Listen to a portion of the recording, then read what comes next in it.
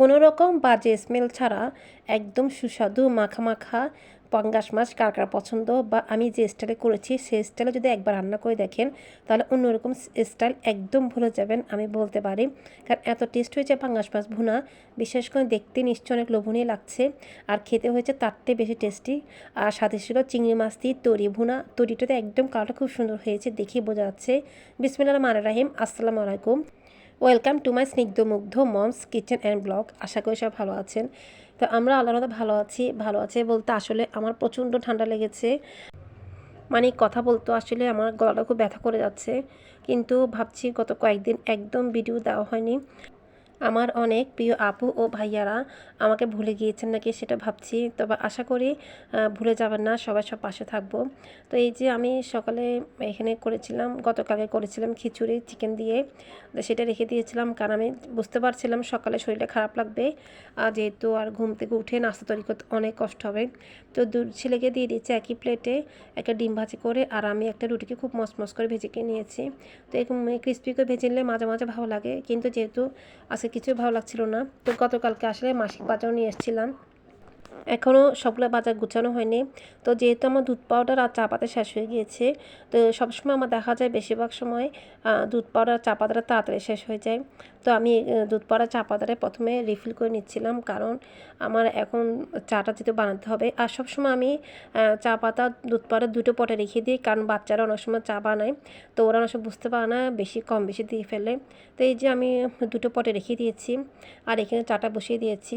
আর আমি যেহেতু সবসময় রান্নাঘরের চালটা ভিজিয়ে রাখি, তো আমি দুপুরের জন্য চালটা ভিজিয়ে রাখবো, তাহলে চালটা আমি সবসময় বলি অনেক বেশি সুন্দর হয়, খুব বেশি ঝরঝরে হয়। তো নাস্তা করার পর গিয়েছিলাম বাজারে, আমিও ছোটো ছেলে বড় ছেলে চলে গেছে ওর প্র্যাকটিসে, যেখানে ও কম্পিউটার ক্লাস শিখতে যায়। তো এই যে বাজার থেকে এসেছিলাম কিছু গুঁড়া চিংড়ি বলতে একটু বড়ই ছিল, আর প্রায় দীর্ঘ 1 বছর হবে প্রায় আমরা এনেছিলাম পাঙ্গাস মাছ, কারণ অনেক দিন পাঙ্গাস মাছটা খাওয়া হয় না। তো গত পরশু এক মোবাইলে একটা পাঙ্গাস মাছের রেসিপি দেখে আমার এত লোভনীয় লাগছিল, তো এই জন্য একটা জীবন্ত পাঙ্গাস মাছ নিয়ে এসেছি।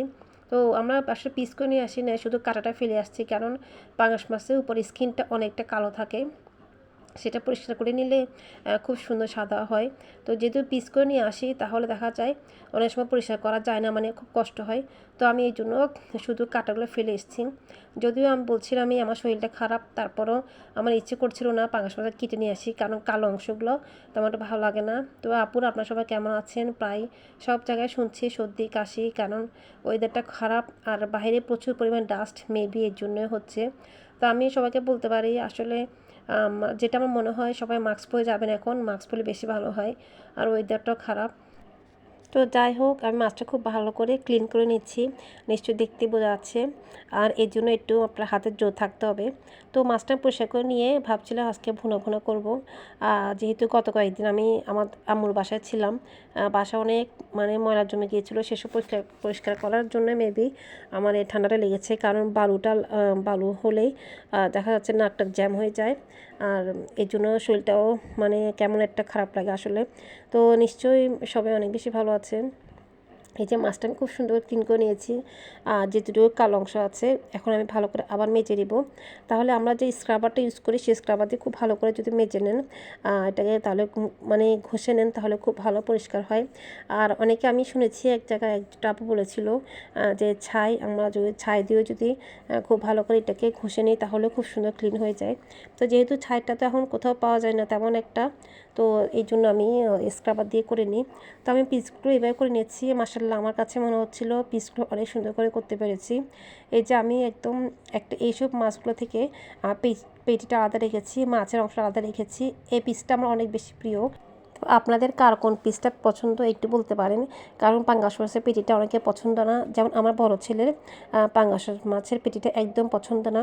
আমি একটা জিনিস লক্ষ্য করেছি, যখন বাচ্চারা শিশু থেকে কৈশোর আসে, মানে বয়সন্ধিকাল আসে, বয়সন্ধিকাল থেকে যখন বাচ্চারা যুবক পর্যায়ে আসে, ঠিক ওদের না প্রত্যেকটা সিজনে বলা ভালো, ওদের খাওয়ার রুচিটা চেঞ্জ হয়ে যায়। যেমন আমি আমার ছেলে দেখেছি, বড় ছেলে একটা সময় যেটা চিকেন লেগ পিসটা পছন্দ করতো, ইদানিং বড় হতে হতে যখন ও বয়সন্ধিকা পার হয়ে চলে আসছে তখন ও লেগ পিসটা পছন্দ করে না। এই ফাঁকে একটা কথা বলে রাখি, আমি মাছগুলো সবসময় এভাবে ফ্রোজেনকে রেখে দিই, তাহলে মাছগুলো একদম ফ্রেশ থাকে। এক একটা স্টেপে মানে এক একটা বয়সে সব মানুষের আসলে এক একটা রুচি চেঞ্জ হয়। আমি দেখতে পাচ্ছিলাম আমার বাচ্চাদেরকে দিয়ে। নিশ্চয়ই অনেকে অনেক আপুরাই দেখেছেন। আসলে নিজেদের সময় তো আমরা যখন ছোটো থেকে বড় হয়েছি অনেক কিছু খেয়াল নাই, কারণ সেটা আমাদের আম্মুদের মনে থাকে। তো এই যে আমি সবজিগুলো খুব সামান্য সবজি এনেছি, কারণ আমার বাজারটা আমার বাসা থেকে একদম কাছে, কাছে বলতে একদম ওয়াকিং ডিস্টেন্স। আমি যখন তখন সবসময় ফ্রেশ সবজি আনি, রান্না করতে পারি। তো আমি যেহেতু নিজেকে যেতে হয়, আমার ছেলেও বড় ছেলেও যায় মাঝে মাঝে মাসাল্লাহ। তো এই জন্য আমি বেশি সবজি নিয়ে আসি না, 2 দিনের জন্য সবজি নিয়ে আসি। আর এনেছিলাম এখানে পেঁয়াজ, এখন পেঁয়াজের দামটা অনেকটা কম আছে। তো এখানে একটা পেঁয়াজ ছিল একদম সাদা কালার, একটু নিশ্চয়ই বুঝতে পেরেছেন। ওই পেঁয়াজটা একদম মিষ্টি, এটা বেশি ছিল না, এই জন্য বেশি নিয়ে আসতে পারিনি। আরটা ছিল পিঙ্ক কালার। তো যাই হোক, আমি এখন তরকারিটা বসিয়ে দিচ্ছি, তরকারি বলতে পাঙ্গাস মাছ ভুনাটা বসিয়ে দিচ্ছি।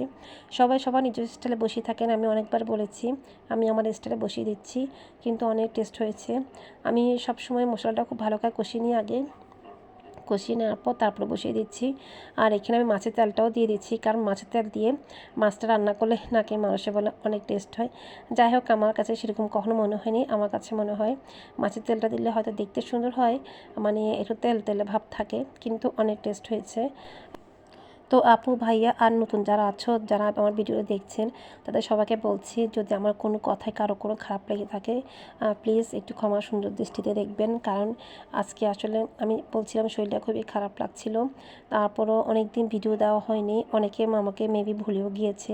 কিন্তু আমি জানি যেসব আপুরা আমাকে অনেক পছন্দ করে, কমেন্টস করে নিশ্চয়ই ভুলবে না। কারণ আমি অনেক আপুদের ভিডিও দিয়ে ইদানিং ছোটো ছোটো কমেন্টস করেছি, কারণ শরীরটা খারাপ ছিল, আমার ছেলে অসুস্থ ছিল, আম্মু একটু অসুস্থ ছিল। আর এই সময় শুধু লাইক করেছি, কমেন্টসও করতে পারিনি, কিন্তু ভিউ করে দিয়েছি। কারণ আমি জানি আপুদের এক একটা ভিউর কত প্রয়োজন। তো এই যে আমি 2টা রেসিপি খুব সুন্দর করে রান্না করে নিয়েছি, আর এর তরিটা খুব সুন্দর হয়েছে, একদম কালারটা আসলে মোবাইল দেখতে তেমন বোঝা যাচ্ছে না। তো সবাই অনেক বেশি ভালো থাকবেন, আমাদের সবার জন্য দোয়া করবেন। আমি এখানে আজকে মতো বিদায় নিচ্ছি, আল্লাহ হাফেজ।